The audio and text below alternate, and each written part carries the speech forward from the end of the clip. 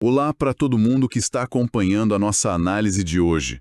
Eu estou bem animado porque nós temos em mãos um artigo absolutamente instigante. Ah, com certeza.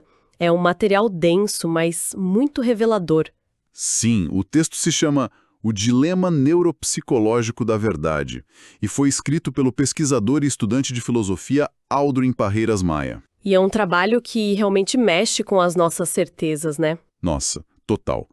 Porque a nossa missão nessa exploração hoje é dissecar uma ideia que, tipo, à primeira vista soa completamente contraintuitiva. Aham, a premissa de que a mente humana simplesmente não suporta muita verdade de uma só vez? Exato. E, certo, vamos desempacotar isso. Porque não estamos falando de ser ingênuo ou ignorante por escolha, sabe? Não há uma falha de caráter. O que é fascinante aqui é que a neurociência nos obriga a abandonar esse julgamento moral. O autor argumenta, com base em evidências fisiológicas, que o cérebro prefere ativamente abrigar crenças confortáveis. Em vez de processar fatos desconfortáveis, né? Isso mesmo. E tudo isso com um propósito biológico muito claro, que é evitar um fenômeno que a psicologia chama de dissonância cognitiva intensa. Para quem nos ouve agora, seja no trânsito, na academia, é fundamental entender isso. Porque, tipo, para mergulhar nesse conceito, eu acho muito útil fazer um contraste com a forma como a gente lida com a medicina física, sabe? Ah, sim, a expectativa de precisão matemática. Exato. É meio que como na engenharia. Se uma pessoa cai de bicicleta, vai para o pronto-socorro e tira um raio-x do braço, o médico simplesmente coloca a chapa contra a luz, perfeito. A lógica é perfeitamente binária. O osso está quebrado ou não está. É limpo, é nítido. É reconfortante ter um problema tão visível, de certa forma. Sim. Mas, então, a gente dá um passo em direção ao mundo da neuropsicologia. Entramos no território das nossas crenças, opiniões divergentes e, de repente... A máquina de raio-x parece que pifa de vez, né? Exatamente. A paisagem diagnóstica fica incrivelmente turva. E entender esse instinto, essa névoa, é a chave mestra para compreender por que a nossa sociedade parece tão fraturada em bolhas ideológicas hoje em dia. Sem dúvida. Explica perfeitamente por que aqueles debates em que alguém joga uma pasta cheia de estatísticas e fatos na mesa quase nunca funcionam. Nossa, nunca funcionam. Ninguém muda de ideia por causa de um gráfico. Exato. Porque quando a gente para de ver a negação de uma evidência como mera teimosia e passa a encará-la como um escudo de proteção do sistema nervoso, a perspectiva muda totalmente. O cérebro está tentando preservar a própria estabilidade, o que me leva direto para a nossa primeira grande questão, que é, partindo dessa premissa de que a verdade machuca, como exatamente o cérebro se defende dessa dor? O texto detalha muito bem esses mecanismos de defesa. Pois é, e lendo os argumentos do Maia, me veio uma analogia muito clara. Eu queria testar isso com você. Eu imaginei o cérebro não como um cientista imparcial de jaleco branco, mas sim como um guarda-costas super protetor. Ah, adorei a imagem. Daqueles seguranças imensos de terno preto. Esses mesmos. Aqueles que andam ao redor de grandes celebridades. A ideia é que a celebridade nesse cenário é o nosso ego, a nossa identidade. Faz todo sentido.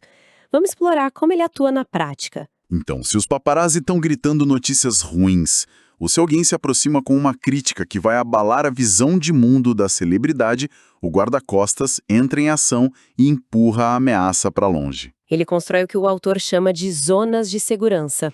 Exato. É como fechar a porta de um carro blindado e dizer, fica tranquilo, o pessoal lá fora não sabe de nada. E esse guarda-costas tem ferramentas bem específicas para manter essa blindagem. A principal delas, que o Maia detalha no texto, é o viés de confirmação. Que é meio que a zona de segurança suprema, né? Com certeza. Na prática, a gente não opera absorvendo a realidade nua e crua. As nossas decisões são fundamentadas no que o autor define como heurísticas sociais. Heurísticas sociais. O termo soa bem acadêmico, mas no fundo a gente está falando de atalhos mentais, certo? Sim, atalhos mentais, mas com um peso evolutivo colossal.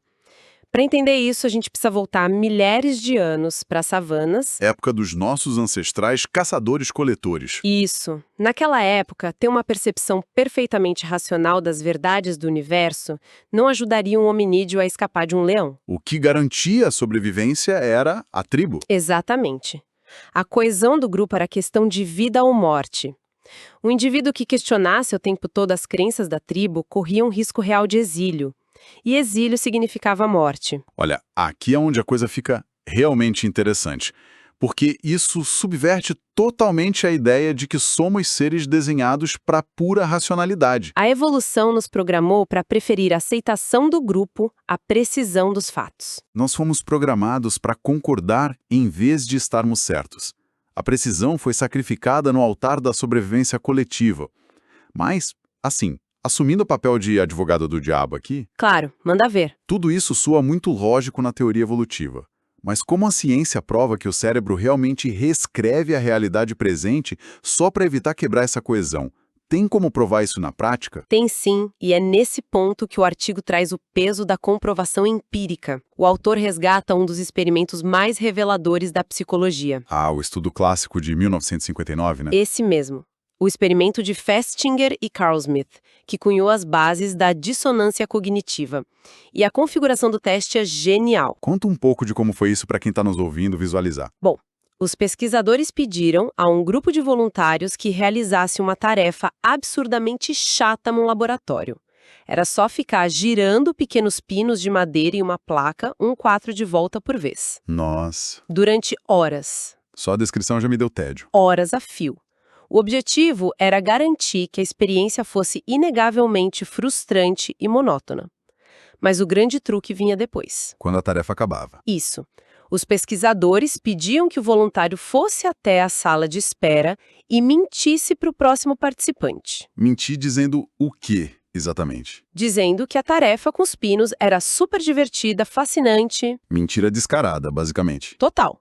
E a variável de controle, a grande pegadinha, estava no pagamento por essa mentira. Alguns receberam $20, que era um valor alto para a época. Tá, $20 para contar uma mentirinha. E os outros? Os outros receberam uma quantia irrisória, o equivalente a apenas $1. Espera um pouco, deixa eu ver se eu entendi a lógica.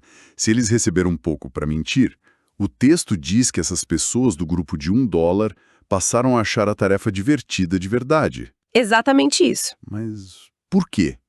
A dedução lógica seria o oposto. Se você vende sua honestidade por uma miséria, não deveria se sentir muito pior do que quem ganhou $20. Esse choque entre a lógica e o resultado real é a prova definitiva de como o guarda-costas mental opera.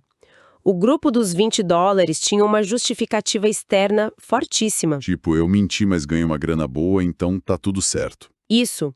O sistema nervoso continua calmo. Mas o grupo de $1 não tinha essa rota de fuga. A pessoa pensa, eu sou honesto, mas menti por $1. O nível de desconforto interno vai lá no teto. A famosa dissonância cognitiva se instala, né? Se instala com força. O cérebro entra em curto-circuito. E como é impossível voltar no tempo e desfazer a mentira, o cérebro toma uma atitude drástica. Ele altera a crença interna da pessoa. De forma totalmente inconsciente.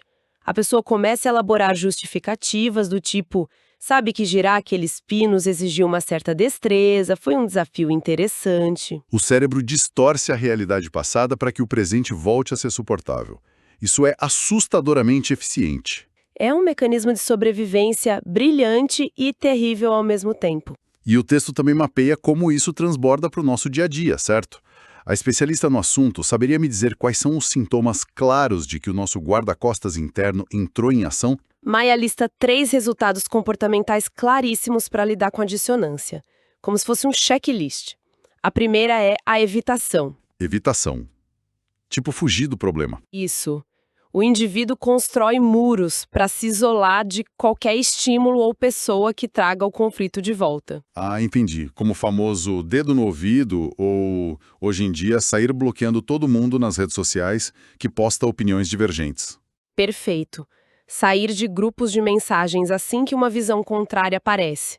É o isolamento tático. E qual seria o segundo sintoma? O segundo é a busca de aprovação. O mecanismo percebe que a nova crença é frágil, então a pessoa tenta desesperadamente convencer os outros para justificar a própria ação. Não basta acreditar na própria ilusão, tem que recrutar mais gente para a mesma zona de segurança. Isso explica muito as câmaras de eco na internet. Exato. Se um grande grupo concordar, a mentira ganha status de verdade. E o terceiro? A comparação.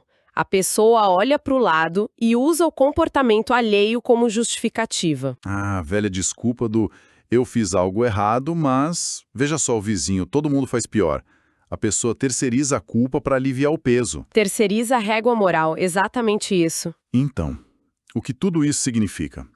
Se a gente pegar esse experimento de 1959 e colocar uma lente de aumento focada na sociedade de hoje, A escala do problema fica colossal. colossal. O texto sugere que expor os auto-enganos coletivos da sociedade é um obstáculo imenso, porque quem mostra os fatos não está só argumentando contra uma ideia. Tá ameaçando implodir a arquitetura emocional inteira daquelas pessoas. Pois é. E por que as pessoas reagem com tanta raiva quando isso acontece? Se conectarmos isso com um panorama maior, a força motriz dessa resistência está na nossa neuroquímica. O texto traz o detalhe anatômico crucial, o núcleo accumbens. Para deixar isso bem palpável para quem não tem familiaridade com neurociência, o que exatamente esse núcleo faz? Ele é uma estrutura fundamental no circuito de recompensa do cérebro. É o centro distribuidor de dopamina. O neurotransmissor do prazer, certo? Isso. E a grande sacada do Maia é mostrar que a nossa mente nos impulsiona a aderir a narrativas de grupo, porque esse circuito é ativado para evitar a nossa exclusão social. Espera, neurologicamente falando, alinhar-se ao grupo dá o mesmo barato que comer um doce ou ganhar dinheiro? É a mesma descarga de dopamina. O cérebro te recompensa quimicamente por concordar com o auto-engano coletivo. Quando alguém recebe curtidas online ou aplausos do próprio grupo, o núcleo accumbens grita: continue acreditando nisso. É seguro. Exatamente. O que nos leva ao risco da verdade. O texto levanta um ponto impressionante sobre o que aconteceria se as pessoas fossem expostas à verdade absoluta. O tal do colapso motivacional. Quando eu li isso, soou meio dramático, quase ficção científica. Parece dramático, mas faz sentido clínico. As pessoas precisam do auto-engano para regular suas emoções. Sem o auto-engano, a pessoa paralisa diante da crueza da realidade, né? Perde a âncora química que dá energia para levantar da cama. É o peso esmagador da realidade sem filtros. A energia psicológica necessária para agir em um mundo sem zonas de segurança seria exaustiva. O que me traz para uma grande dúvida. Se o cérebro de todo mundo faz isso por padrão, o que acontece com as exceções? Você diz às pessoas que buscam a verdade ativamente? Sim, pessoas que dedicam a vida a isso. Como os filósofos ou os estudantes de filosofia que o texto cita. Como essas pessoas conseguem abrir uma fresta para a realidade? É aí que entra o papel do córtex pré-frontal. Essa é a região do raciocínio crítico, do pensamento analítico. E eles usam isso para combater o próprio instinto. Exato. Eles usam o córtex pré-frontal para forçar a desativação desses padrões automáticos. Mas tem um custo altíssimo. O córtex consome níveis absurdos de energia metabólica. Glicose, energia física mesmo. Então, questionar as próprias crenças é literalmente exaustivo. Profundamente exaustivo. E, mais importante, o texto destaca que essas pessoas precisam eliminar os auto-enganos nelas primeiro. Desmantelar a própria blindagem antes de olhar para o mundo. Isso deve gerar uma tensão constante. O autor chama isso de vida dupla neuropsicológica, não é? Sim, e é uma descrição muito melancólica. É a tragédia de estar conectado à essência da realidade. Perceber que as regras sociais são em grande parte uma ilusão coletiva. Enxergar a Matrix, basicamente. Isso, mas ter que continuar navegando no mundo físico. Ir à padaria, trabalhar, interagir no elevador. Fingindo acreditar nas mesmas regras que todo mundo. É tipo a rotina de um agente secreto infiltrado. Se ele disser a verdade o tempo todo, é expulso do convívio social. O custo desse processo é enorme. Viver assim sobrecarrega severamente o sistema de regulação emocional do filósofo. Uma jornada extremamente solitária. Carregar uma verdade que não pode ser compartilhada enquanto se performa uma mentira no cafezinho do escritório. Demandando uma força formidável o tempo todo. É esse o verdadeiro fardo da filosofia abordado na obra. Caramba! É uma carga existencial gigantesca. Bom, Para amarrar as ideias de hoje de forma rápida, acho que vale lembrar a quem nos acompanha o ponto central de tudo isso. Claro, resumo da ópera. O nosso cérebro, voltando lá para a analogia da máquina de raio-x, é uma máquina de sobrevivência, não um detector de verdades cósmicas. Ele quer conforto, não fatos frios. A busca pela realidade nua e crua exige um esforço consciente do nosso córtex pré-frontal. Um esforço que vai contra a nossa biologia básica. Exato. E isso encerra perfeitamente o pensamento do autor. Mas eu sei que a gente sempre gosta de ir um pouco além. Ah, sim. Porque dissecar esse paradoxo evolutivo levanta uma questão importante, algo que extrapola o texto do Maia, mas constrói sobre ele.